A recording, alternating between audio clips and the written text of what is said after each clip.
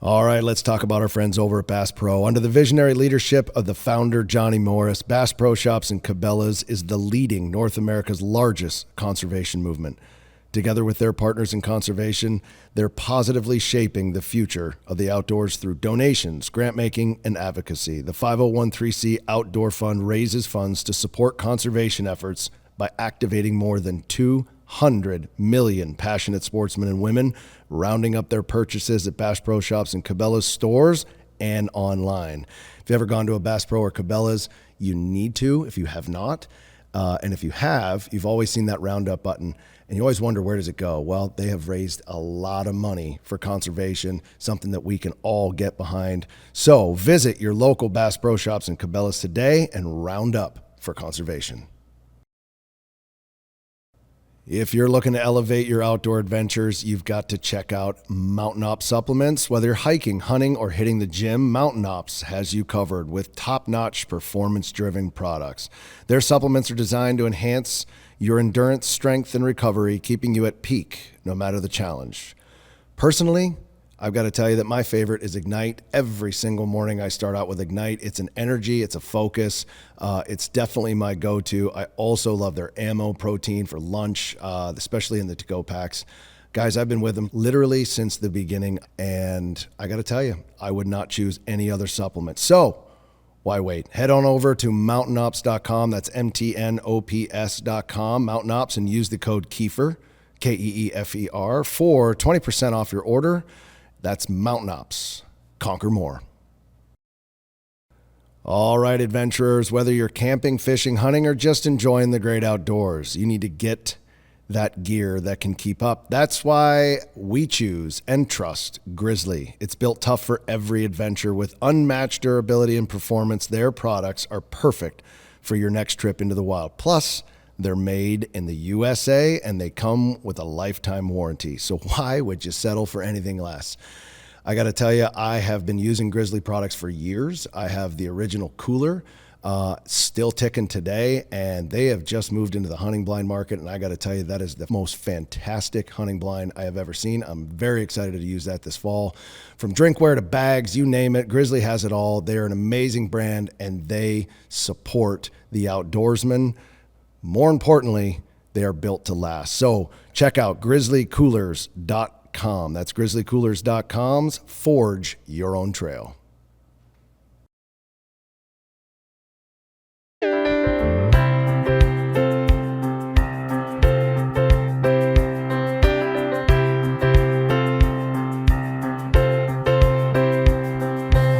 Here's to my neighbors and my friends from high school.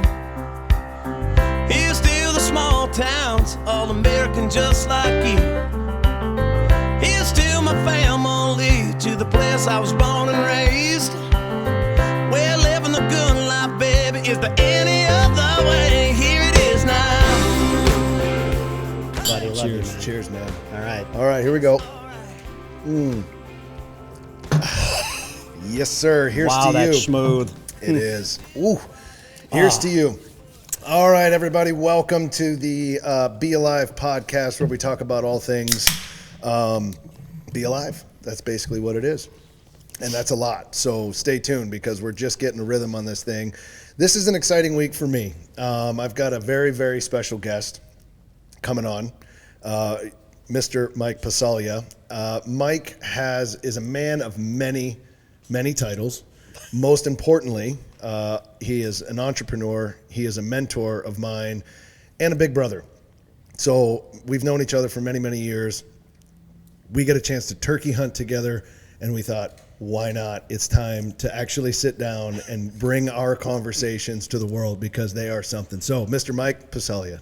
Thank you, Chris. Honored to be here and spend some time in chat. And as you said, I think the world deserves this. Yeah, I think they've really been missing out. I'll tell you what, man, we have had some conversations that are just, they're life-changing, they're altering, that we've laughed, cried, you name it. We've been together for a long time, and it started out just as friends. And so for everybody that's kind of wondering, okay, what's going on here? Who is Mike? He's not just one of my best friends. Again, he's a mentor of mine. So through business, and we'll get a little bit into that. Mike has an extensive background in entrepreneurship. You've done some incredible things in the insurance industry and others, which we'll get into.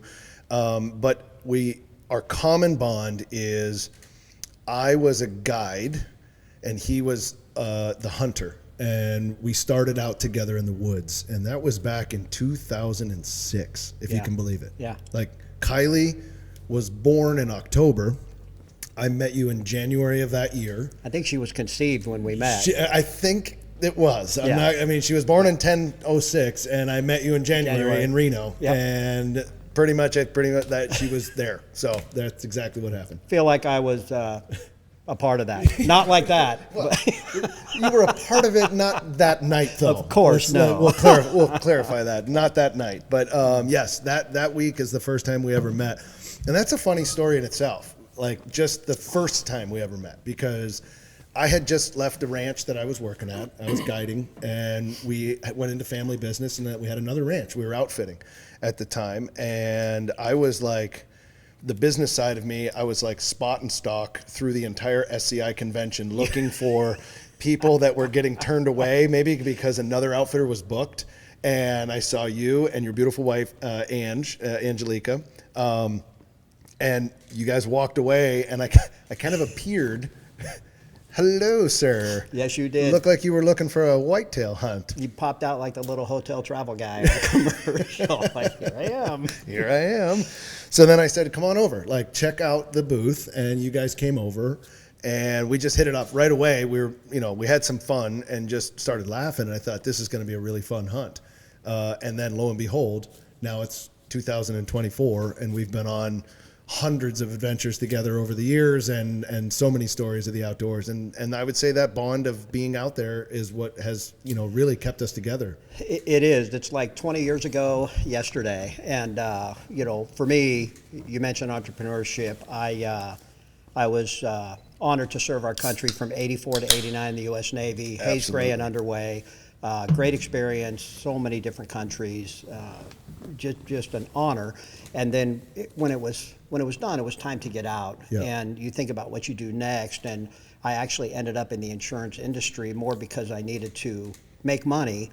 And what I found is you end up actually doing what I love, which is serving people. Yeah. You're solving problems for them based on their needs, and you're actually serving, and you're getting paid to do it. And so the ride was great, and it just opened up so many other things. I mean, me being the kid growing up hunting, obviously, as you did, and being the kid who raced the dog to the duck, and having my little Ducks Unlimited waterfowl identification book, and I'd get to the bird the rare time I beat the dog to the bird, which I think Dad held the dog back. I'd get out there and just soaked, but I'd pick up the bird, and I'd see the rust on the wings, and I'd look at the book, and it's a gadwall, right? Yeah. So you start there, and it's just ingrained in you, and my success in the insurance industry and in some other things opened up additional hunting opportunities. Yep. And I remember that SCI show like it was yesterday with you. Yep. I was looking to hunt a whitetail. Yep. And where I come from out west, we just don't have whitetails. Exactly. And I thought it'd be cool, and I had the means to do it. Yep. And I was on a mission with Ange, and ultimately went to an outfitter that we had heard of. Yep. And the guy was super nice, said, we're booked a couple of years out. I said, well, I want to go this year. Yep. And unbeknownst to me, you were somewhere around there peeking over the top. And so I walked away, and you were right on my shoulder like, hello. Hello, sir. And the rest, as they say, was history. Chris, I can't put into words how proud I am of your success the amazing things you've done, and to be along to observe that ride. And I remember as if it was yesterday when we met. Yeah. There are friends you have, a select few that you could hold in your hand. Mm-hmm. And a couple of them might be from grade school, that you just bond with and you share, you go through life with. Some maybe college. You were that instant friend. We could finish each other's sentences. Oh, yeah. It was fun. Brother from another mother. I mean, you picked a cliche. That was it. And it hasn't let up. No, it hasn't. Since, it hasn't. Well, I appreciate that, man. I think I've learned a lot from you. I think I meant that earlier when I said big brother, because it really is. I'm the oldest of the three brothers, and then I feel like you've been that older brother for me. Is that what you're saying? I'm older than you? You are older than me. Let's be honest. And I get to learn all these things that you did in the 1900s before I did. So I get a chance to learn about that stuff. But no, I think, even when you came on hunts and, I was your guide for a little bit and we had that friendship, it was always asking questions, and you were always, just gracious enough to be that mentor, right? And it was always like, explain to me this industry, tell me about these things. I was always curious, but we would sit in the blind and we would just have these deep conversations about life in general and where we're going to go and all these things. And it really did. It started to help me shape where I wanted to go.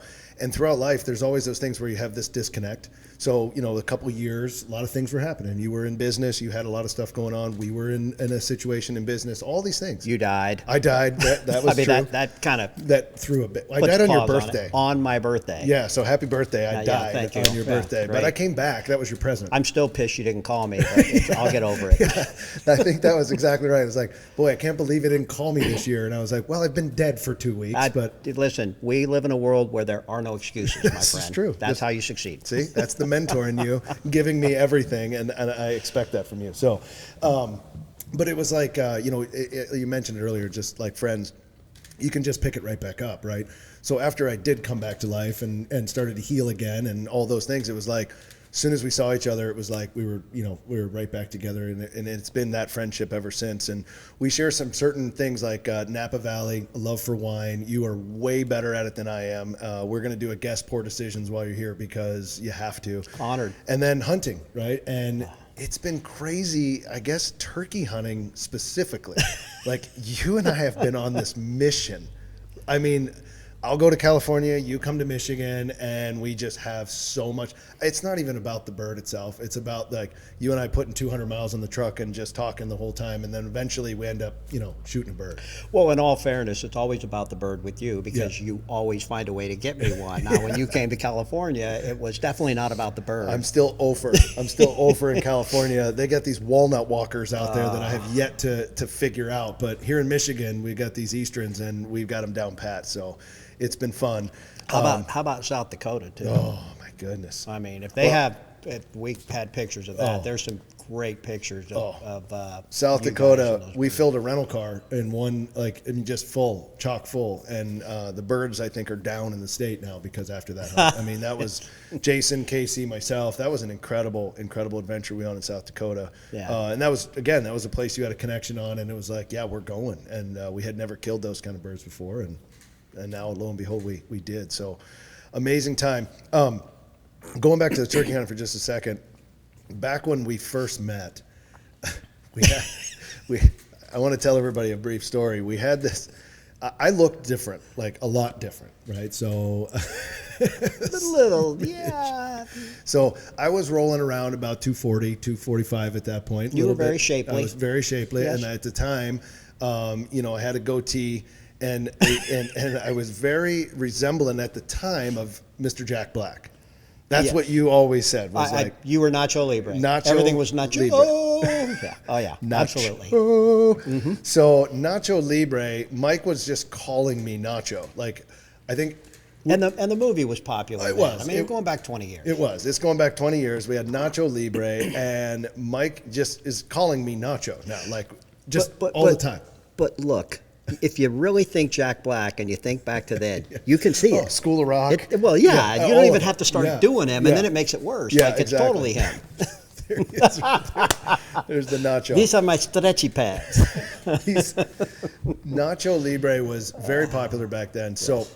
So what happened was when I was doing the guiding thing and running that operation, we would print out a photo and we would give it to the client. In this case, was yours. And we would give it to them, and that would be kind of like their take-home, as well as many other things, right? Beautiful photos, too. Like all kidding aside, you put the fall colors in. Yeah. Unbelievable photography. We love to take that, and then that's something that, again, from a photo perspective, that's something you're always going to have. You can show off the deer that you've taken, but the memory and the photo and what was there. So we'd always take this photo, and we had a great spot with the fall colors. And I put a little Easter egg in Mike's photo. And I photoshopped Nacho Libre behind a tree in this photo. And Tiny. Okay. And I never said a word. Peeking around the tree. Yeah, never said a word. And how long do you think you went before you actually saw Nacho Libre? Months. As long as you let it go. Because I was like, dude, those are the best pictures. Wow, thanks, man. You just made the best trip even better. Oh my goodness, this is so great. And finally, I think you got to a point where you're like, okay, he's blind. Yeah. But I wasn't. You put him so discreetly, like peeking around the tree. And so you're like, have you looked closely at the picture? I'm like, yeah, I've looked at every side of it. That's a gorgeous deer and the fall colors. If you look closely at the tree, I'm like, oh no, he did something. Yeah. And it took me about 5 minutes from there to find it. And it took me about 5 hours to stop laughing. I mean, it was like 1,000 sit-ups easy. Oh my gosh. So that started this trend with these Easter eggs. And now Mike, he goes on these world tours to all these incredible places. And he'll send me these pictures of like, hey, this is where I'm at. Here's one from Stonehenge. And so, of course, I'm going to go ahead, and that looked like a great roost tree right there. So there's Mike in Stonehenge, and there is a Photoshop turkey on top of Stonehenge, one of a kind. And then recently, Mike was just in the Colosseum in Rome. 2 weeks ago. 2 weeks ago. And he said, hey, check this out. Sends me a picture. Well, framed it up perfectly, and there's a goblin turkey on top of the Colosseum in Rome. And it speaks to your artistic endeavor and brilliance. But you know what it really speaks to me, Chris, is that we're kindred spirits. It's the brother from another thing. Oh, for sure. It's just so wonderful and so rare, and it's born of the outdoors. Yeah, for starters, it is. And that's a really cool part of it. But the fact that I'm at Stonehenge with Ange, and that was her bucket list, and we're having the greatest time, and we're looking at all these rocks stacked up and listening to the theories, and I'm taking pictures of them all, and I see that one, and I'm thinking, all right, this is missing something. Yeah. Let me just try this. And from England, 6 hours time difference, I shoot a picture and I text you, and I'm like, I feel like this is missing something. And within 2 hours, boom, there's that. And it was so funny when I'm in the Coliseum, just, pop into my head, and I'm thinking, oh, this is perfect. Yeah. And you just know. Oh, yeah. You sent me the picture, and it was framed up, and I go, oh, this is getting the turkey. And I would say, to anyone, everyone has that person or a very select handful of those people. And life is so short. Yeah. We tend to think it's tedious or long, but it's so short. Yeah. And we don't. I would just tell everyone, look, however much time you think you spend connecting with those people and just sending random things, spend more. Yeah. Because there's never a bad day when I send something to Chris Kiefer. There's never a bad moment when I interact with Chris Kiefer because of the things we do and where we are. Yeah. And I know lots of people have that same thing, and we don't spend enough time tapping into that enough for the soul and the heart. I agree, man. I think it's, life is busy now in the way that it's such a fast-paced world. Just to slow down and send a text. I mean, it goes, I think it cuts both ways too, because receiving one like that can really lighten the mood from maybe a shitty day, right? It's just like, and I see that picture from Rome and I go, okay. And whatever I had, now I'm in a moment and I'm doing the Photoshop, but I'm laughing the whole time. So it's changed my demeanor. And I think that means so much. I think, like you said, there's a lot of people out there that may have that. Every now and then it's good to just reach out and just go, hey, how you doing? Or send a stupid picture that is funny, that makes somebody's day with no caption. Just send it and just leave it alone. Yeah. And I think the other thing is busy people like yourself and my, if you don't write me back, I know that you're going to, but I also know you're busy. Sure. So you respect that too. If I don't write back within 5 minutes, I'm not angry at you. I just know you saw it and I know, and then guess what? A day or two later, something comes through and we're right back. It's like, I understand that is the case. Yeah. You're busy, I'm busy, but we're still in that kind of world where we can connect. Of course. I think that's important. I totally agree. Yeah. I mean, I always get right back to you, but Yeah. I get what you're saying, and I forgive you. So I'm busy, and actually, yeah, you're right, and you I always just fire back. travel the world and send pictures. Well, that's all hoping you do. respond. So now I want to switch places with you because that's an amazing deal. So let's back up for a second and let's Sure. set the stage. Sure. So, come from California, unfortunately for you, and nothing against California. Northern. No, okay, good. Let's break that down. Northern California, which is fine, so that's basically childhoods in California and the great outdoors comes in pretty early, right? Like you're loving the great outdoors out of the gate. You mentioned duck hunting and stuff out there. I mean, is that how you kind of got into the outdoors and what you love to do at that age? Yeah, and my dad and my mom were incredibly supportive. They went separate ways when I was about 8, but they both remained supportive. And I think I was out hunting in the womb. Yeah. And my parents, I think Dad was 22, Mom was 20, but Yep. that is where it all started. And interestingly enough, when you grow up in a divorced family, people call it a broken family. I don't agree with that at all. But you relocate. So I was actually fortunate to live in all parts of the state. So we lived in Tahoe for a couple years, and ironically, I spent a lot of time in the mountains, and I really got into skiing. Yeah. And then my mom, we moved down to Southern California, and I see now why, but I got into surfing, and that's what I did. So I'd get up pre-dawn, ride my beach cruiser with the surfboard on the back with a couple buddies down to the beach, and I'd surf until about 9, and then go back home and do whatever, right? Yeah. But looking back now, what I realize is if you think about Tahoe and skiing and the mountains, it's the outdoors. Yeah, it was the outdoors. If you go to Southern California, the ocean is the outdoors. Yeah. So growing up, in the Bay Area and going into Sacramento and all that farmland, all the ducks and everything else, and growing up in the outdoors hunting from birth, Yep. when I was away from it, I found that I still sought the outdoors. Yep. And I think no matter where you are or where you're located or get whatever position you get put into, there's outdoors everywhere. Yeah. And you can always find them if it's in your heart or if it's in your soul. Yeah, I think the outdoors is really the great unifier. It's one of those things that we can all agree somehow is going to attract us to do something fun, right? Yeah. Like I just think whether it's surfing, skiing, all the things, and there's a lot of BeAlive moments that happen, and it's basically in the outdoors because it's a place that we can rely on. It's a place that we can go and just forget about things. And as a kid, I assume having all that, around you, you're just kind of drawn in a direction, right? And then it stays with you the rest of your life. Yeah, I think with many things, if you're introduced to them, they either become a passion or an afterthought, Yeah. right? And so for me, hunting the outdoors was a passion. And I eventually, when I was old enough, went back. Dad had moved to Yuba City. Yeah. You've been to that wonderful place. Oh, yes, I've been there. And it's the heart of the Pacific Flyway. People wouldn't believe how many ducks and geese. California has all 3 species of elk. We have the black-tailed deer, the mule deer. We have bears. We have, and then the waterfowl are just abundant. Right? Yeah, it's unbelievable. Still, they don't have turkeys apparently, but they have the rest of everything there. They just don't have turkeys. I wish I had the picture for them to put up of the one I took you to get that I got the day you left. Yeah, the when day it got I left. sunny. Yeah. When it got sunny again. Yeah, it rained one time in California in the past 3 years. It was the day I was there hunting turkeys, and I leave, and Mike sends me a picture of the turkey 20 minutes after I had boarded my plane. Beautiful Tom. Yeah. Oh, he's great. Yeah, he's wonderful. It's a great picture. I'll mount him in one of your adventures. No, I use him as a picture. So you get into hunting and outdoors at an early age, and like you said, again, you went in the Navy, which is incredible. You spend time there in the military. There's a lot of funny stories that I've heard over the years of that we'd probably save for episode 2. Yeah, definitely. Yeah, definitely. But the amazing time you had there. So you get out and you get in, like you said, you get into the insurance industry and you start. When does the entrepreneur bug bite you?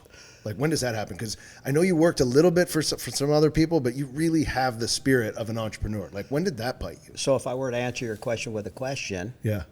because I think we'd give the same answer, when did it bite you? Birth. Yeah, I was going to say. You're born with it. I was just going to say, I think I've always had it. You do. Okay. You just have it, Yeah. right? You have that drive, whether it's to get up that next mountain, Yeah. whether it's to go one more day, whether it's to climb back on that horse because you just want to get to that ram or, Yeah. whatever it is. I think that internal drive, and I I seek to find ways to communicate with people now, because everybody has it inside them. Yeah. And I think so many people out there just don't know yet that they do. Yeah. And it starts with finding a passion rather than just trying to get by, and then letting it go, right? And in that, I think there's that inert drive that. So that's a great point. I want to kind of just spend some time on for a second. I think is really interesting. I see in a lot of the kids and the younger business crowd, you know, today with Instagram, everyone thinks you can be a millionaire at the age of 20, all the things, because they see a half of a quarter of a percentage of a whatever, right? Aren't they all? Yeah, they're all, you know, and they all live the glorious life.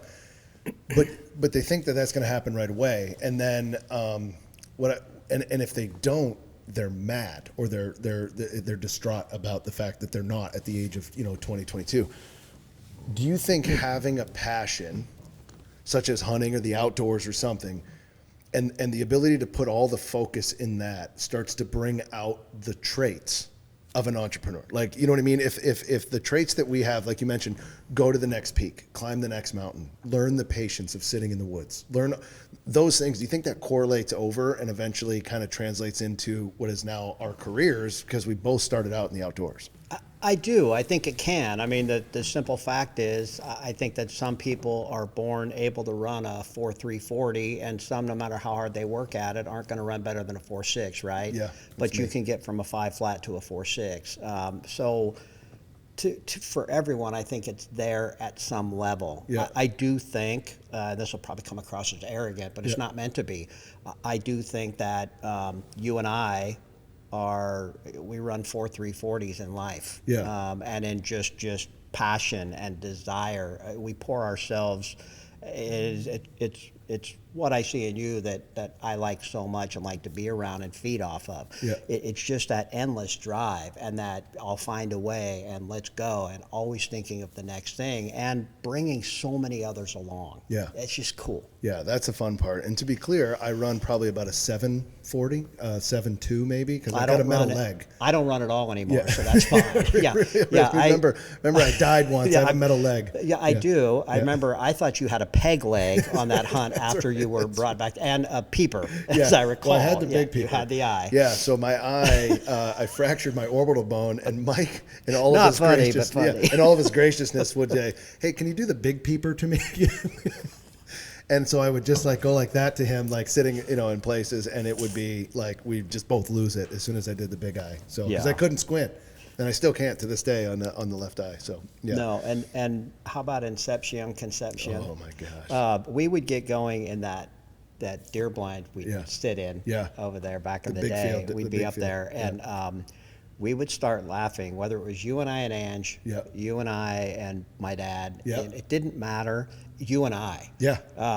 Sometimes it would start with just a look. Oh yeah, that's all it had to be. And that was it. Yeah. But we would get to laughing, and you'd have to shut the windows. Yes. Because you just couldn't stop. Oh, laughing. There's no way. I mean, we've been in tears before, and half the time, 20 minutes in, I don't know what we're laughing at. I don't know what started it. I just know that we're laughing, and then all of a sudden, like you said, it's 20 minutes gone by, and we're still laughing. But it's such a great ride, man. It is. It's a great ride.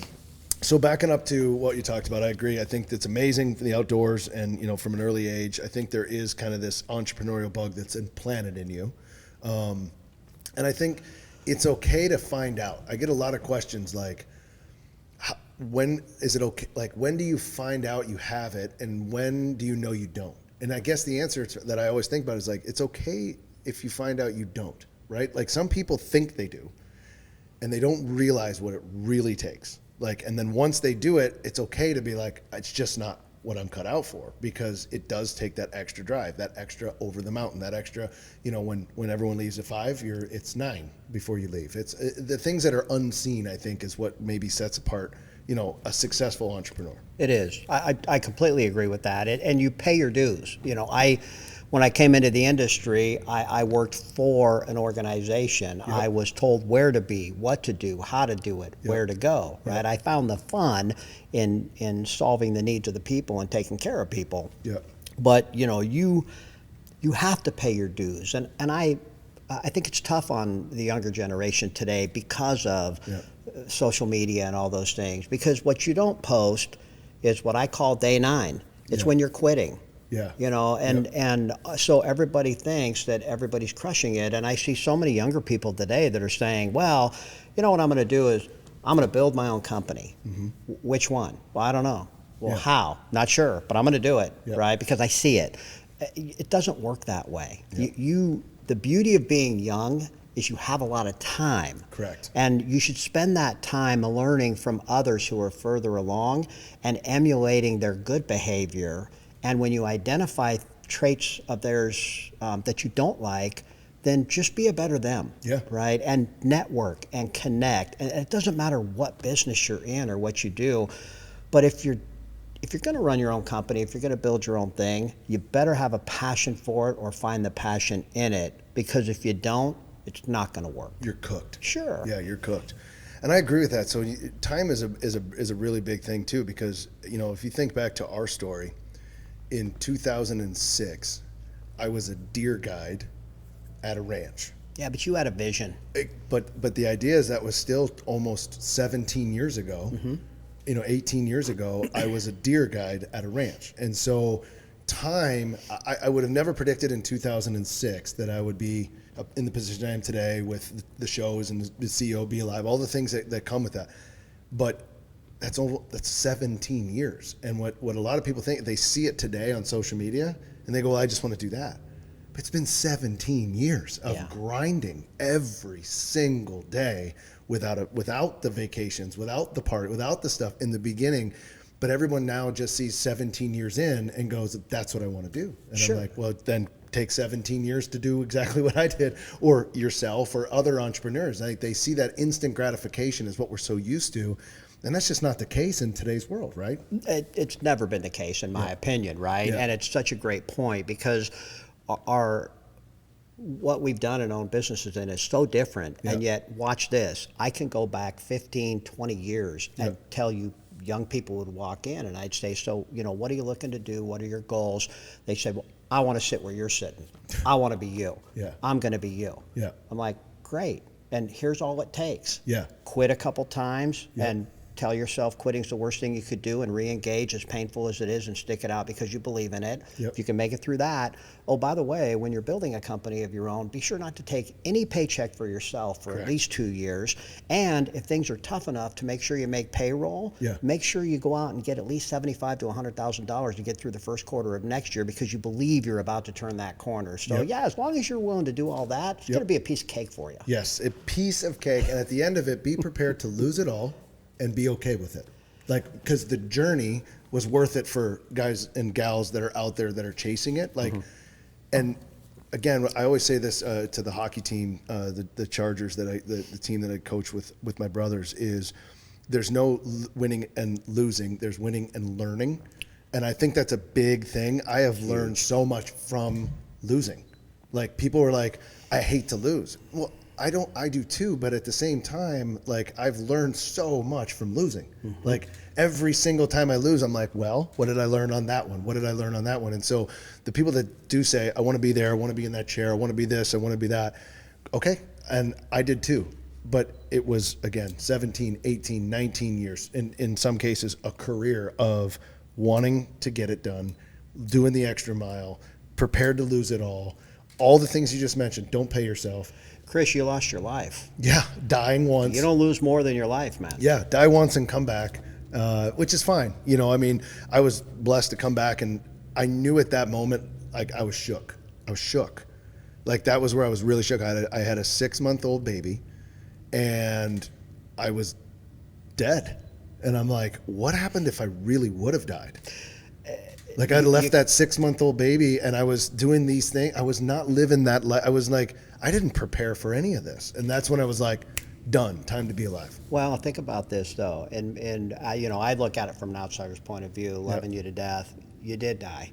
Yeah, and did. Through death, you had an amazing awakening. Yeah. And however that went, I do believe in divine intervention. Oh, yeah. I like to say that I've driven the car my whole life, right? And the funny thing is, if I look back, I've been in the back seat the whole time. Yeah. And at this point in life, I relish it. Yeah. You know, I want to go back and say something about the younger folks and about people that say, I want to be you and things like that. Yeah. Here's one thing I do know. From where I came from, and you know, we always lived life and enjoyed life, but we really didn't have much, Yep. anything at all. But Yep. you just don't know when, you know, you have what you have and that's it. So it doesn't matter how little it is, you still find joy in everything. But to be able to do what I've done financially and in the industry, I know this for a fact. If I can do it, knowing how I did it, anyone can. Yeah. And so when people come to me, what I pour myself into most for them is I really try and impress upon them, look at, if I did it, so can you. Yes. But there's no shortcut. Yeah, exactly. And that's the mistake people make. Is Such a good point. They want the shortcut, and it's not there. It is such a good point. It goes back to that instant gratification world of something happens, it's on social media, I see somebody that's already successful, and I want it. There is absolutely zero shortcut. No. During those times when I was down and obviously had died and trying to figure that out, back to your awakening, there was a moment, and I very rarely share the story, if ever. I've never shared it on here, but there was a moment where I had a golf cart, and as you know, I drove around that golf cart like Van Wilder. I had the V-dub sticker on the front, and I was like, you know, I had the horn, and I was like, yeah, it was Van Wilder, right? So I was like Nacho Libre trying to be Van Wilder, which was a whole dichotomy that did not work. I think they're going to be in a movie together, actually. Yeah, the two of them together. Called I Was a Golf Cart Driver. Yeah, exactly. Yeah, it's a perfect title. So I was on the ranch, and looking back now, I can say without a shadow of a doubt, I was an asshole at that time. I was trying to figure myself out, but I was also dealing with a lot of stuff. I mean, I just had 11 surgeries. I was dealing with a ton of different stuff from medications and whatever, and I just had lost myself completely. And there was a time where I took the golf cart and I was out on the ranch and I got high centered and I couldn't get off. Well, I couldn't move my leg and I couldn't get off. Well, there was a radio, and I had a radio, and I was calling on the radio. And, you know, my wife, my brother, all the guys, they all had radios. But they actually took the time to be like, just let him sit there. Like, we need a reprieve. And there was such a perspective moment for me. And I think it's shaped me since to take perspective as something to look into. I looked at the perspective and said, okay, I can either be the guy that sits here that people want a reprieve from and let me sit in the middle of the woods. I sat there for 4.5 hours. Or I'm surprised they didn't leave you longer back then. oh, back then it was getting dark. That's the only reason they came for me. And they knew that they were about to deal with a wrath at that point. Or I can change everything about my perspective and who I am and what I'm doing, and those people would have came on the first time that I asked them to help me. And I think it was like one of those introspective moments that I was like, wow, I got a lot to learn. And from there, the positive perspective, and I think you're this way, and this is something I admire in you. Everything has a positive perspective. Like, I look at it in, okay, this is the worst thing that's happened. The flight's canceled. Let's go to the bar and wait for the next flight. What are we going to do? Positive perspective. Like, when my life shifted to a positive perspective, I think that everything started to take off. And you can easily get caught in the negativity. Oh. Easily get caught in the negative perspective. More today than ever. Yeah. With everything out there. Yeah. And oh my gosh, yeah. You think about, I learned from the service, from the Navy, obviously, hurry up and wait, right? So you get some of that. And then my old buddy from Tennessee said, Michael, when you're going somewhere and you get there, well, there you are, right? And so, when these adversity moments happen, you just take these little pieces and you put them in you. This is why, to me, we're such kindred spirits, because you talk about that scenario, and really you were honest, you were humble. You said I was an asshole, and I made 100%. It miserable for everybody around me. Yeah. I sold the company I most recently built from 2011 to 2018. I sold it in 2018. Yep. I sold it to level up. I knew I had taken it as far as I could, but I knew the company I was selling it to excelled in other markets that could serve the consumer base that the distribution I had working with me was already servicing, right? So do more for the clients you currently have. So everybody wins. And of course, Ange and I had a little bit of a nest egg from that as well. So there's that relief factor as well, right? But I sold to get bigger and compete at a higher level, not to get out. And what I didn't realize is when you own your company, you tell everyone what to do, call the shots, you have the vision, and it makes sense, and you're winning, you're getting there. When you sell your company, you're not that guy anymore. And the hardest transition, and it took me a couple years, and I would apologize to the people that had to deal with me, because I could see what we needed to do and how to do it and how to take all these, you know what I'm talking about. I could take this and this and this and these resources, and man, we're going to, I can do so much for so many and dominate, right? I'm like, guys, come on, you know, and just, I mean, I was just a raging a-hole for, I didn't see it, the problem was them. And then, one day, a person who's been with me for almost 20 years, Eric, sat me down. He said, look, I know you better than anyone. I know you mean well. I know we would win at the highest level, but, this isn't going to work. And I thought to myself, gosh, do you want to be right or do you want to win? And the moment I realized that there's a trade-off for everything, okay, so when I sell that company, sure, I get some things and I can level up, but I also give up control. And the moment that happened, I think that was my 4.5 hours high-centered in a golf cart, and they came and got me. And now it's been wonderful for the past 4 years, 5 years. It's fun. It's just a blast, right? And you reconnect with that servant mentality. It becomes, how can I help you? Because most of these guys are 44, 45, right? The CEO's 50, so I'm 59. And so at the end of the day, you take on that servant mentality of, how can I help you guys accomplish what you're envisioning, and not tell them what they're doing wrong. But it's that same exact thing. A bit of a diatribe, but it's the same exact thing. But it's the journey, right? Like and I think the ability to open your eyes and realize that's happening, and it takes the good people around you, in my opinion. It's the self-realization. It's a hard thing to deal with. Pain. Full. Yes. But there's so much pleasure on the back end. It really is. And I think once you have that mentality, and I started to see things shift. I started to, see things happen business-wise, all the things that were happening.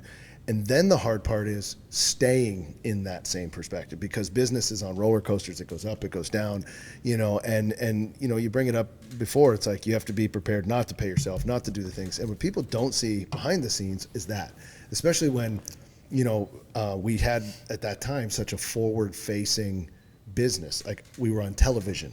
Immediately, everyone goes, "You're on television." Right. Gosh, these guys are millionaires. I wish I was that. I wish I was. Right. I'd have farms all over the planet.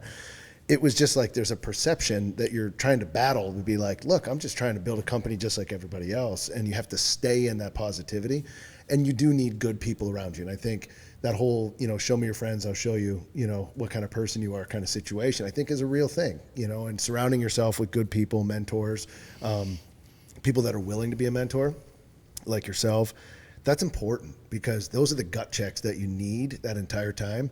And I recently had a kid, I call him a kid, he's in his 30s now, but a kid reach out to me and say, hey, I have some questions for you. And I was like, wow, when did I become the mentor at that point? But when did I get old? Yeah, but it was also very humbling to say, like, okay, like, that's very cool. And I'm here because I knew I couldn't get through it without certain advice that you've given me over the years, and others, but mostly, you sitting in a deer blind laughing, and then how we ended up somehow I took away from that, and then, here we are today. Well, and that's a great point. You think about the people that come to you and say, well, I want to be you, versus the ones that come to you and say, I have questions. Right? And of course, we're all drawn to the ones who have questions, because they're the ones that are going to eventually put in the work. They're gleaning knowledge because they want to evolve into what you've become.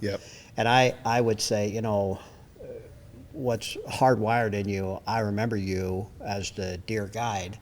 And But you took me through the whole operation. You showed me how you managed the herd and all the effort you put into it, and you had amazing passion for that.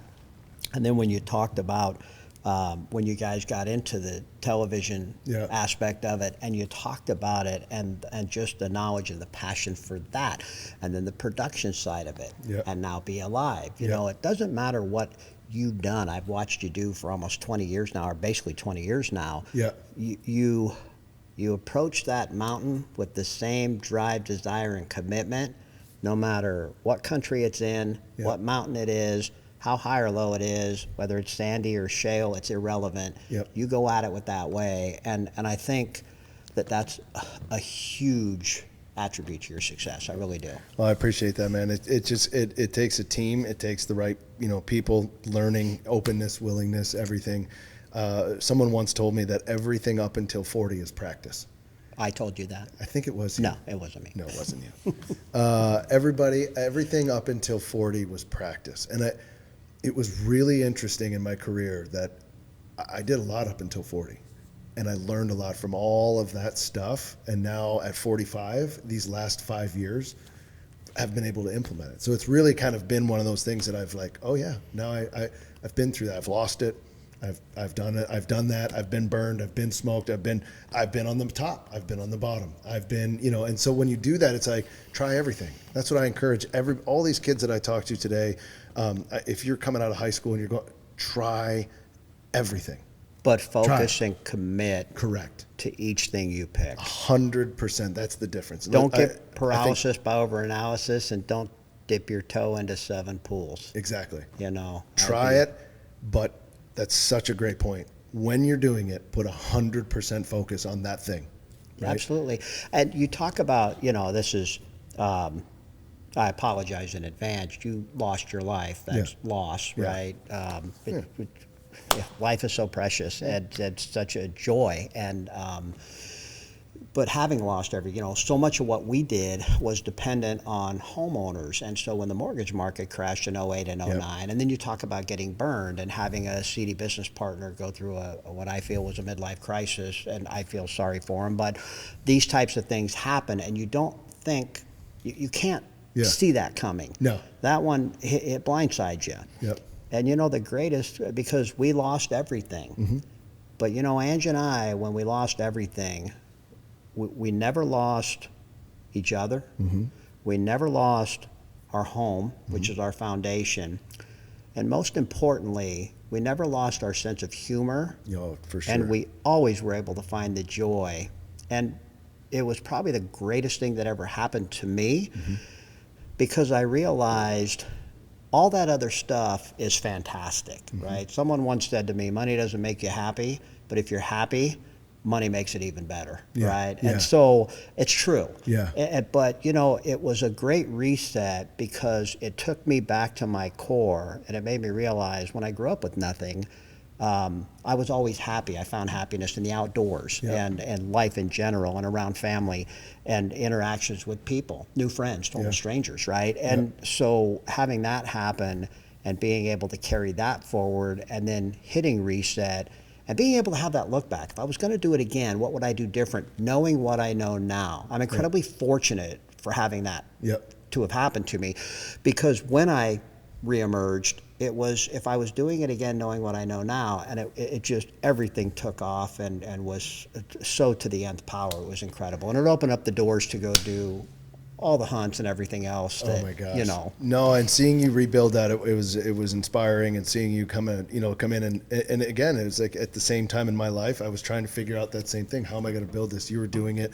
I'm listening to things. I don't understand the insurance agents, like insurance business itself, but I got to see what you were doing and how you thought about certain things, and I was like, okay, there's more to this than just, this is insurance. And then I saw what you did and was able to kind of go, how can I apply that to this world, and back and forth, and then to see what you've turned it eventually into, and then sold again, sold it to a larger company. It's incredible to watch your journey as well. Now you get to travel around the world, and you do a lot of great, amazing things with, bigger company, the insurance, but you also love to travel and hunt. And I mean, that's the one thing I'm always like, where in the world is Mike?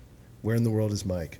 So, Apparently sending the Coliseum picture for a turkey to be put on. Exactly. Usually you're the first to know where I'm the first to know where if you're at. If it's a good roost spot. Yeah, only if there's a good roost spot involved with it. But yeah, man, you have, and I want to touch on it, and I appreciate you spending some time with me on the business side, because I think it's important. I think it's super important. I get a lot of questions on this, and I think you have such an insight and knowledge on what it takes to grow a business, what it takes to sell one, and you've done that, and then what it takes to, to your point, just be a kind human, right? And the entire time, and I think we've both been humbled in life to then go, let's just be kind humans and see where that gets us. And I think both of us would say that over the past 15 years, we've been different people together, and also to our spouses, to our families, to our people around us, just from what we used to be, right? I think it's easy to step on people. The soft skills are the hard skills. Yeah. And I think being a kind person and just having fun, I love life so much better. Yeah. I mean, I really do. Yeah, and people get caught up, being more in the corporate world now, but kind of not having to, but being around it. Titles seem to matter a lot, and the title that's always mattered most to me in reflection is the title of human being. Yeah. What are you going to do with your title? Because we all share that title. Yeah. We're all blessed with life. Our title is human being. What if it starts there, right? And what do we do there? Now, professionally, entrepreneurship and talking to people about building a business and all those good things, right? Yep. I don't care if you have a passion, you want to bake cookies on the side and develop a brand and sell them, or you want to become a massive conglomerate, or anything in between on the spectrum. It doesn't matter. Everybody I talk to in our industry, I say the same thing to all of them. If you're a 1099 employee, you're essentially self-employed, right? You need to see yourself as a small business owner from day one. Mm-hmm. Because if you're in your 20s and you're getting into this, if you see yourself as a small business owner, then you own that business. You're essentially an army of one, right? Yep. It's you Inc., it's you Incorporated. Yep. So what are you going to do with that now that you know that? And so you start to teach people to be able to operate from a mindset of profit and loss, expense and revenue. Mm-hmm. And you can't just say you need to think about revenue versus expense. That doesn't register. Yeah. But if you tell them that they're that they're a small business owner, that they're building something to sell from day one. It doesn't matter if you haven't made your first dime. Think in terms of building to sell. Mm-hmm. Be a small business owner, and you start to think about things like EBITDA that I couldn't spell back in the day. Nobody told me those things. Yeah. Looking back, I tell everybody those things. And if you're a W-2, that's fine too, right?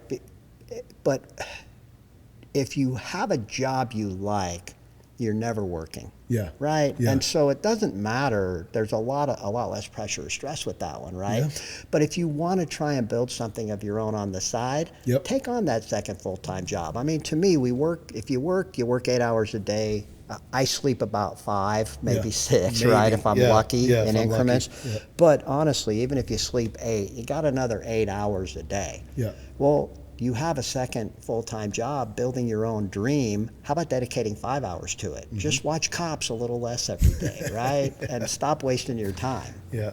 You don't have to be crazy about it or fanatical, but just be logical about it. Yeah, no, it's a great piece of advice. Think about it from that perspective.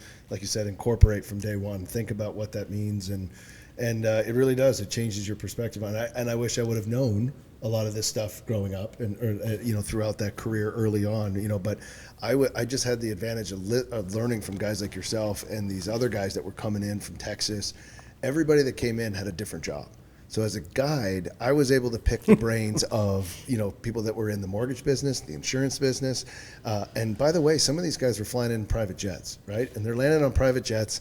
And I'm going, okay, you've obviously done something. I need to figure out what you've done to fly in on a private jet. And that was something that was like registering with me back then. And it wasn't about getting my own private jet. It was about the fact that they had the freedom to do that, which means they've done something to get that freedom. That was more important to me than the actual physical asset, to be clear. I mean, I'd love a jet, but at the end of the day, I'd love the freedom. I'm not a big, we got to go fly private. But the freedom to say I can do that, that's more important to me. So it's a great point. My mom was incredibly supportive of all my outdoor passions throughout life, and I'm thankful forever to her for that. And of course, my dad, it's a given. That was our thing, and still is to this day. I think about. I was guiding after the service when I first got into the insurance industry. My passion was always the outdoors. Yeah. So I was guiding duck hunts, Yep. and I was guiding wild boar hunts. Mm-hmm. And I thought, you know what? I'm going to be a guide. Yep.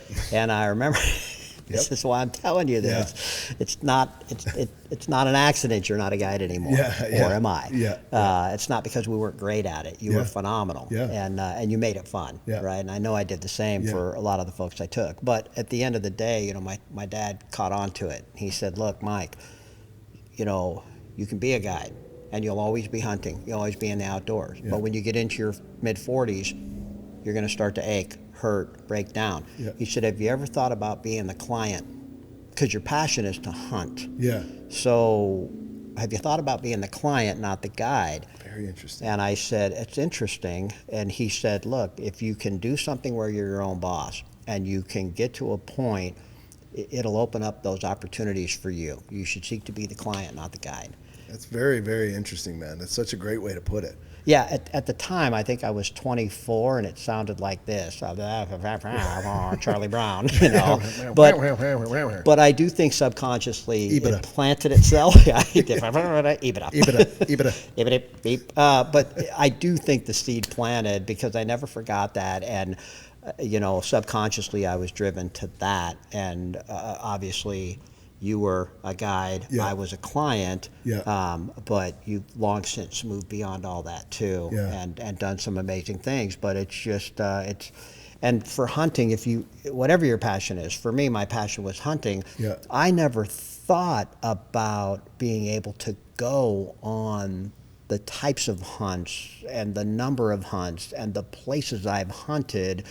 And what they've done to me mentally, physically, emotionally, professionally, experience-wise, I never dreamt that big. Yeah. But through being my own boss and continuing to stay the course in hard work, all of a sudden you start to check. You start to hit these levels. Yep. I got a new car. I got a new house. I tell everyone, look, write it down. Don't worry about it. Okay? It's not greed, and you're not selfish. In fact, if you have people around you telling you that, shut them down, because they're afraid of your success, because they're afraid to take their steps. So if you succeed, they should have, right? Yep. If you fail, it validates their inability to take that step. I agree. And so you should succeed, because maybe you encourage them to take that step, right? So get those things you think matter, those materialistic things out of the way, and then what's opened up to you are all of these other things, and there you go. Yep. Yeah, no, that's incredible, and you've been able to take it to a whole new level. You're on a mission, and it's been incredible to watch. Mission of life. Mission of life. But there's a specific mission that it's really, really hard to accomplish. And for those of you that don't know, it's the North American 29. It is the North American 29. Is Busch Beer okay if I open one more? Would they be okay? Yeah, no, Busch Light is absolute. Busch lattes here are encouraged. Yes, I appreciate that. Cheers. Cheers, buddy. Cheers to the North American 29. The North American 29. So let's give our listeners a little bit of background here on the North American 29. This is something you've been working on for a very long time. But did you set out to do it, or did you realize at some point, you know what, I've had all these adventures. I'm getting close now, and you're real close right now. You're within one or two? Yeah, I think there's 3 more. 3 more. Mm-hmm. So you have 3 more, and give everybody an insight of the North American 29 and what it takes to do that. Yeah, and if I may, I wasn't in pursuit of it. I had no idea what it even was. I technically, I guess, being in the great continent of North America my entire life, growing up with black-tailed deer at 12 years old as a starter in Northern California, I guess I've been in pursuit of the North American 29 unbeknownst to me all my life, right? Yeah. Being an outdoorsman or a hunter, conservationist. And really what got me was Transamerica, as an insurance company, their CEO invited me on a fishing trip, and it was up to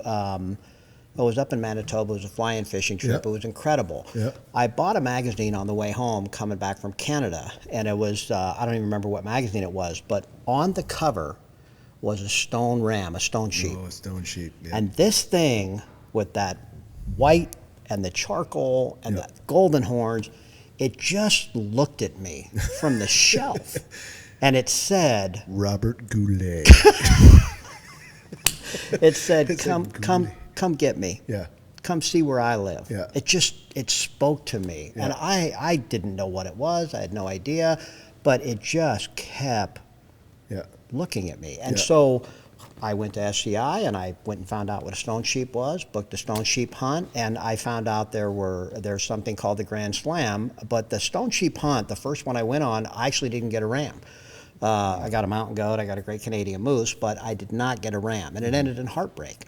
I quit on day 9. I speak to groups now, and I talk about what's called day 9. It's the day you quit. I had the guide take a picture of me because I wanted to see what I looked like when I truly quit. Oh, wow. I'd never quit anything, so I wanted to know what my face looked like. Now, for 9 days, I rode horses 2, 3, 4 hours a day. You know what that's like. Yeah. And then you climb 2 or 3 hours to get into waterfall basins, and it's the rule of 3. You know, you got 3 anchored before you let one go. And you get there and there's nothing. Beautiful views, amazing. It was frozen 5 minutes ago. You know, it's awesome. But you know, at the end, I was duct taping not my heels from blisters, but the sides of my feet, which I had never had to do. Yeah, they're like camelbacks. Those giant brutal. blisters. Yeah. Great tip, by the way, if you're a hunter and you sheep hunt. When you take that water bottle, just take duct tape and wrap it around the water bottle because you're going to want to travel light, and you don't want bandages or gauze or any of that. It comes right off, but that duct tape is fantastic, right? And so I was done, and it was interesting because that night I laid in my sleeping bag, and I thought to myself, you know, when I wake up tomorrow, I wake up a quitter or not.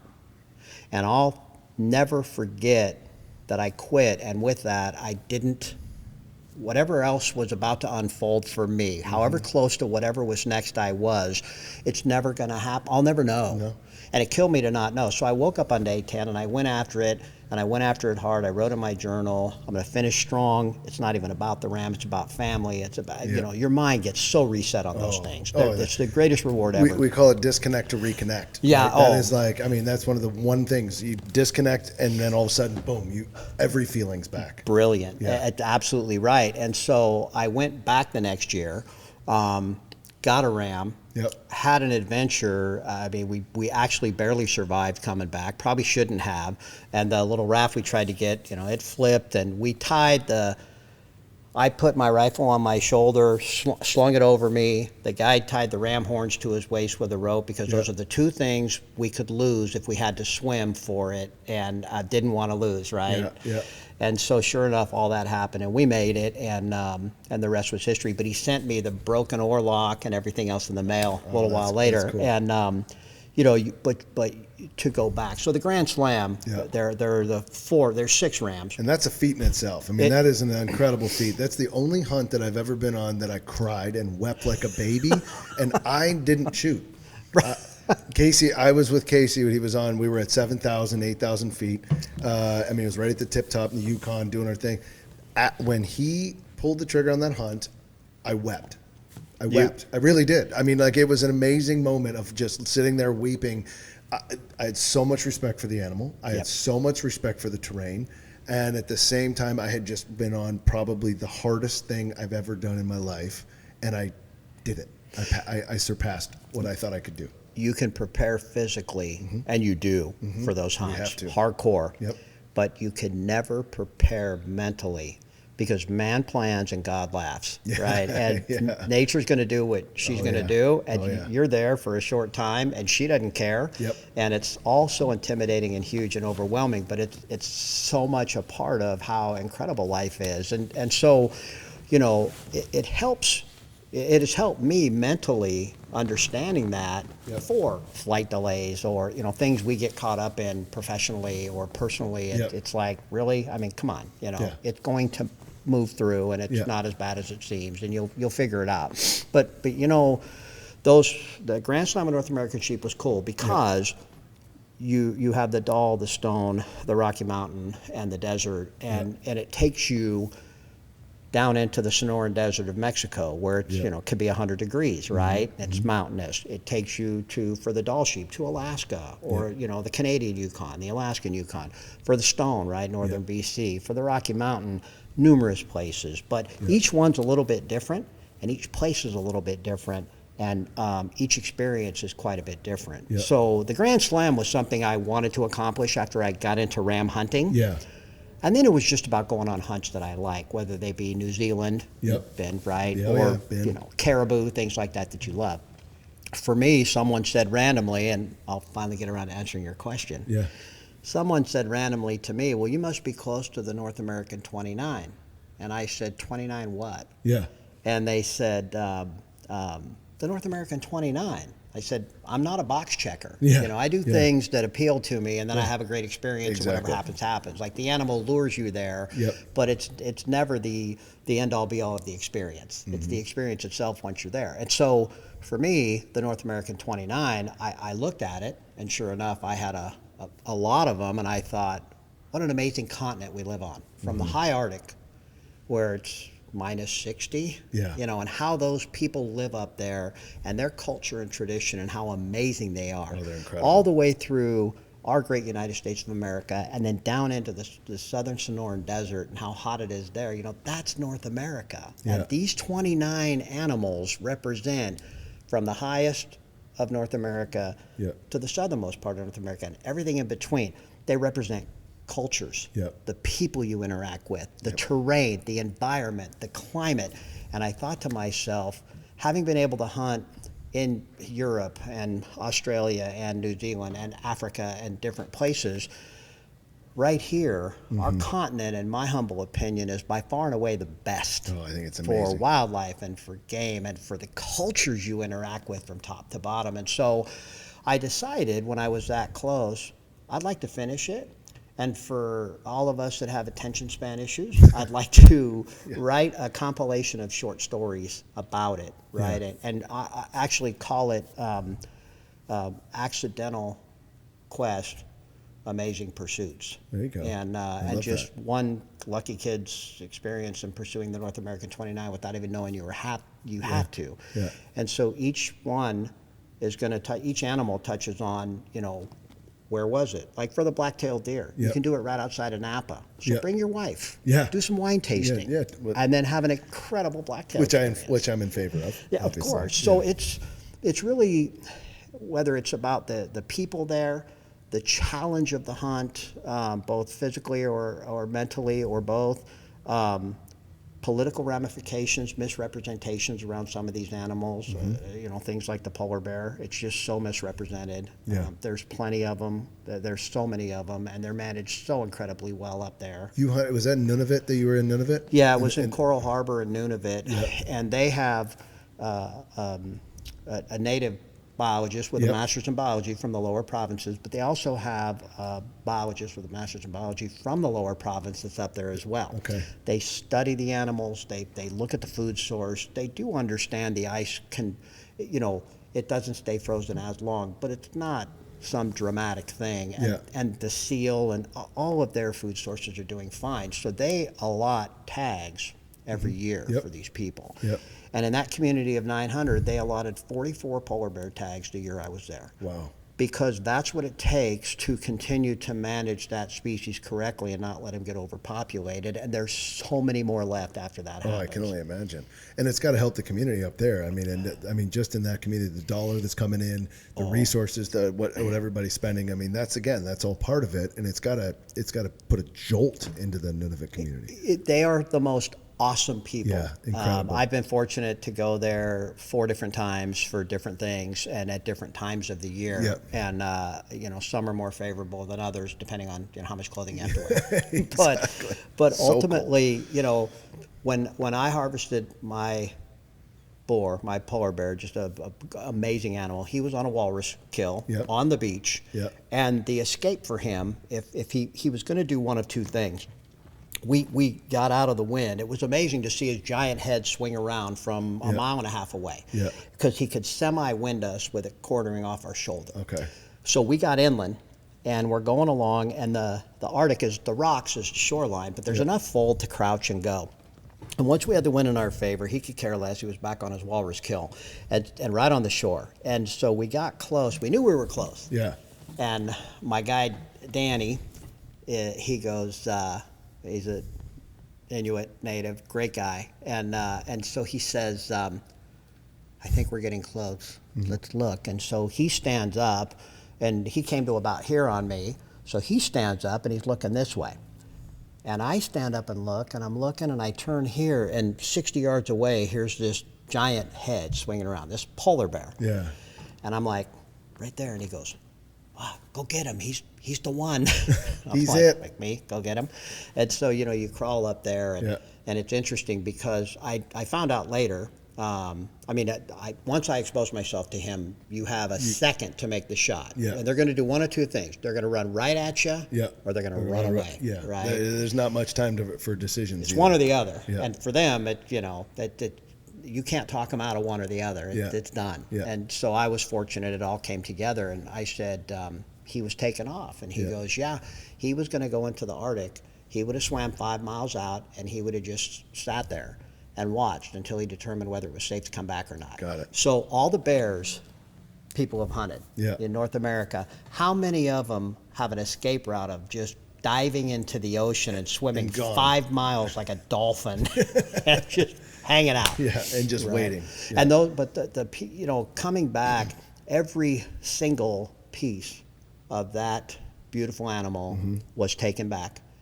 There were 7 different baggies with different samples, whether it's the liver, the tongue, the penis bone, all those different things. Yeah.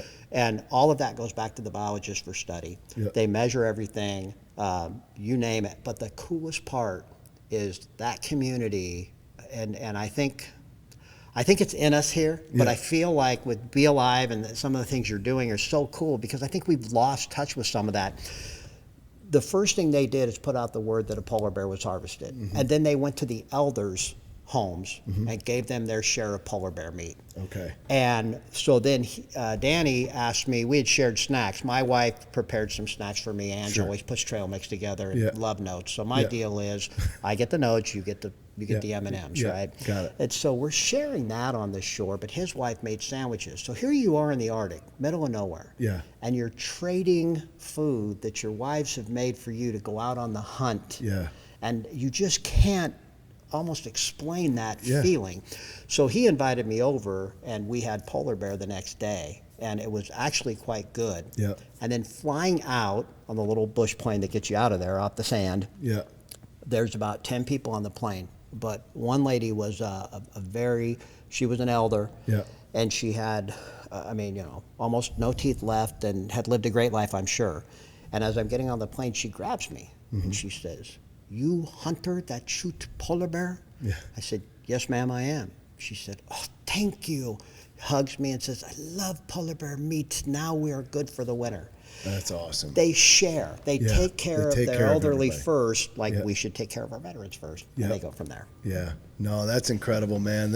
That's an amazing story. I think that entire, when you say brings it together culturally, people, I think back at the things people that I've met in the most random locations. Like, what else is going to bring you two together to share food in the like?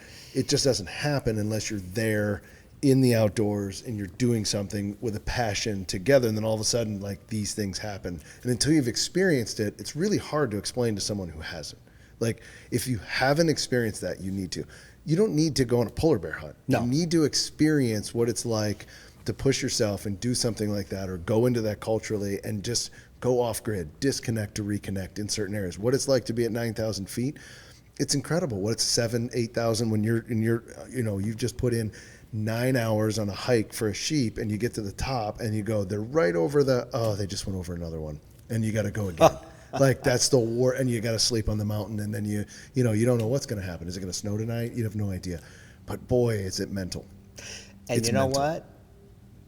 You always end up knowing you can do it. Yeah. Because you did it. You did it. Exactly. Yeah, it's incredible, man. Well, it's amazing watching your journey and kind of in that search for the North American 29, the accidental search, if you will. Like, you did it out of passion, and the next thing you know, you've just kind of had this racked up all the numbers, and all of a sudden you're like, "Why? I guess I am close." But it wasn't something that you set out and said, like, "This is what I'm going to do." But it's an amazing feat. The Grand Slam of Sheep is an amazing feat. I know as we kind of think forward on what's going on, I know obviously with BeAlive, there's a passion that I have. You have a passion as well, and you mentioned it just a second ago, which is the veterans. I think we both have a passion for the military, for the veterans, and especially wounded veterans. And I've seen you do some incredible work with our wounded veterans and what you do, taking them on hunts and all those things. And I love getting the FaceTimes from being there, and I always say hi to the guys, and there's always some sort of like really cool deal. So what's the plan with your veterans, and what's going on, and what organization are you working with? And let's tell the people what you got going on there, because it's imperative. Wow. Yeah, thanks for recognizing that. It's just an honor. You know, the group I associate with is Operation Cherry Bend. They're out of Wilmington, Ohio. It's Matt and Beth Ellis, and they've just opened up their 5,500 acre farm, and they live for our wounded combat veterans, and they put on 3 or 4 events a year. They do one big one in September. You know, we did skydiving with them. There's a bass fishing tournament with them. There's music around the campfire every night. You know, you get some really good artists that come in there, and they just hang out and play till 3 or 4 in the morning. That's great. You know, all of these things. We do some nice driven pheasant shoots for them, and you have to think with our wounded combat veterans, you know, everybody who serves is saying during that time frame, I'm willing to do whatever is asked of me for the greater good. And these are the ones, you know, double amputees, a lot of missing limbs. They've been through it. A lot of things, right? I mean, these people, we all think we had it tough at some point in the service, right? And we did. Nothing like these folks, right? And the hardest thing I see for our wounded combat vets is what a lot of people don't realize is you see a missing limb. Yeah. But what you don't realize is when that event happened, they watched 2 of their brothers die, on average. Okay. Right? And so it's not like, not only do I have the physical scar, but it's the emotional scars that get them. Yeah. And I can tell you that these guys and gals are just like you and I. They grew up with a passion for the outdoors. They're normal. They're fine. They don't want to be seen for what light. you look at. Yeah. They just want to be in the outdoors again. They just want to have fun again. They just want to have fellowship again. And so it's so wonderful to dedicate time and some resources to that, but it doesn't hold a candle to what Matt and Beth do. I mean, they give their all to this, and it's as important to them to facilitate these opportunities and put these things together as it is for them to run their family farm. It's that important, and that's what it takes to honor our veterans, and especially our wounded combat veterans, for all the ways that we should. Well, it's incredible what you're doing, the work you put in, Operation Cherry Bend. You know, I've seen the pictures, you've sent me things. I've been traveling, we've been trying to figure out a time for me to come. Getting you there. I know, and I really want to get there, and I really want to spend the time. It's an incredible thing that you guys are doing. So mad props out to Operation Cherry Bend and what you're doing with our wounded combat veterans. Full support for me. I love everything about our veterans, and I have some of my best friends and people that I know are in the military and absolutely respect it. So they don't get the credit that they should. And they once, like you said, they signed up and said, I'll serve for you. And I think that's a lifelong thing. And for us, we need to serve them back. So anything we can do, I think is important. You should look into it and give where you can, take them when you can. Yeah, you're right. I think most of the people that I know, they just want to be seen as another person trying to do fun things, right? And that's important that we treat them that way. You're exactly right. And you know, it's interesting. It doesn't matter whether you agree or disagree with the particular conflict, or whether we went and engaged or didn't.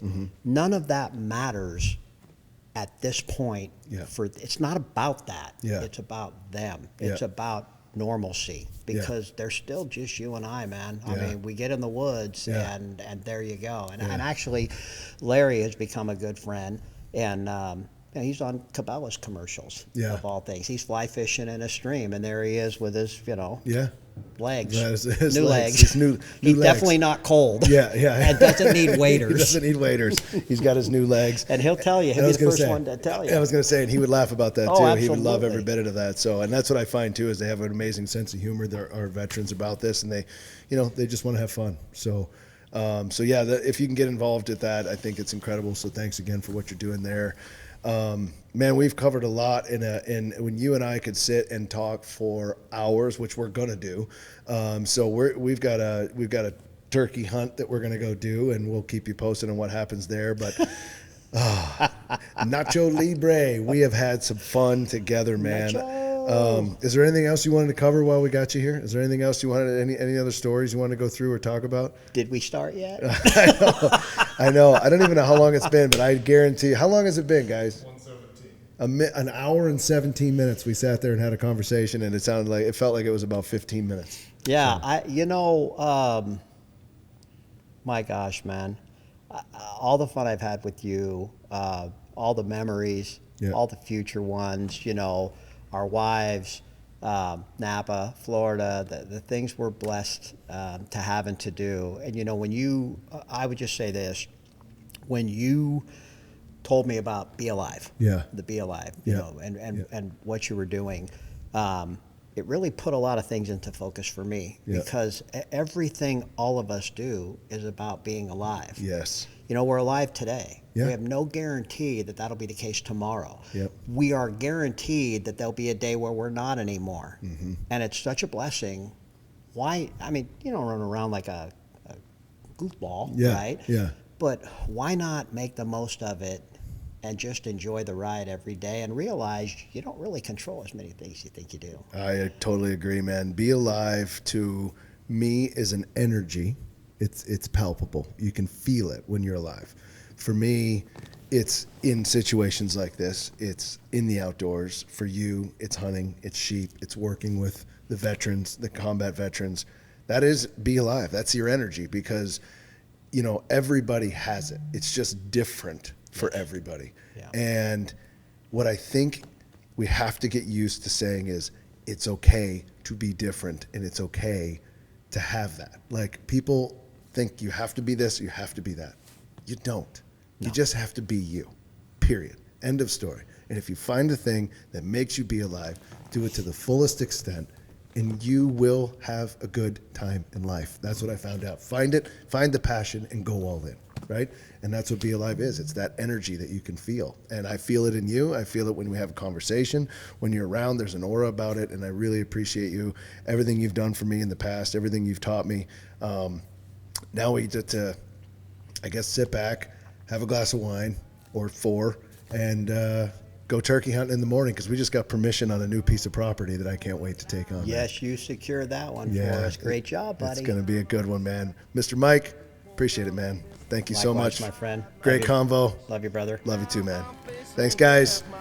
Check. Great Cheers. job. Cheers, everybody. And we'll see you next time on the BeAlive Podcast. It's my last night in Texas. Now I'm on the run, got